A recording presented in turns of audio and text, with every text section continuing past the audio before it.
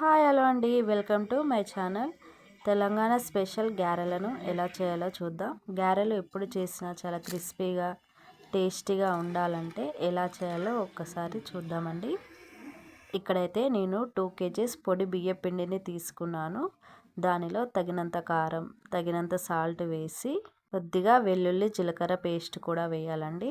తర్వాత నానబెట్టిన శనగపప్పు, బొబ్బరపప్పును, కొద్దిగా నువ్వులను కూడా వేసుకొని పిండిలో అన్నీ కలిసేలాగా బాగా కలుపుకోవాలి.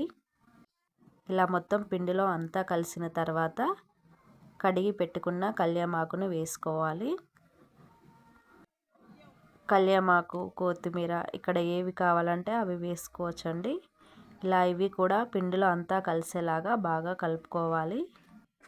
తర్వాత ఇక్కడ కొద్దిగా పిండిని తీసుకొని వాటర్ వేసుకుంటూ కలుపుకోవాలండి. మొత్తం పిండిని ఒకటేసారి వాటర్ వేసి కలపకూడదు. గారెల పిండికి కొద్దిగా పిండిని తీసి కలుపుకుంటూనే చాలా టేస్టీగా వస్తాయండి, క్రిస్పీగా వస్తాయి గారెలు. మొత్తం పిండిని ఒకటేసారి కలిపేస్తే గారెలు అనేవి గట్టిగా అయిపోతాయండి. ఇలా కొద్దిగా పిండిని కలుపుకొని చిన్న చిన్న ఉండల్లా చేసుకొని గారెల మిషన్ పైన ఒక్కొక్కటిగా పల్చగా ఒత్తుకోవాలి. ఇలా అన్నిటినీ ఒక్కొక్కటిగా తీసుకొని పల్చగా చేసుకొని బాగా కాలిన ఆయిల్లో ఈ గారెలను వేసుకొని రెండు వైపులా క్రిస్పీగా అయ్యేంత వరకు కాల్చుకోవాలండి.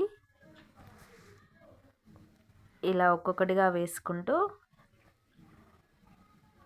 దోరగా ఫ్రై అయ్యేంత వరకు ఫ్రై చేసుకోవాలి. చూస్తుంటూనే నోరూరుతుంది కదా. తెలంగాణ స్పెషల్ గారెలు ఈ విధంగా ఒకసారి మీరు కూడా ట్రై చేసి చూడండి. చాలా టేస్టీగా వస్తాయండి.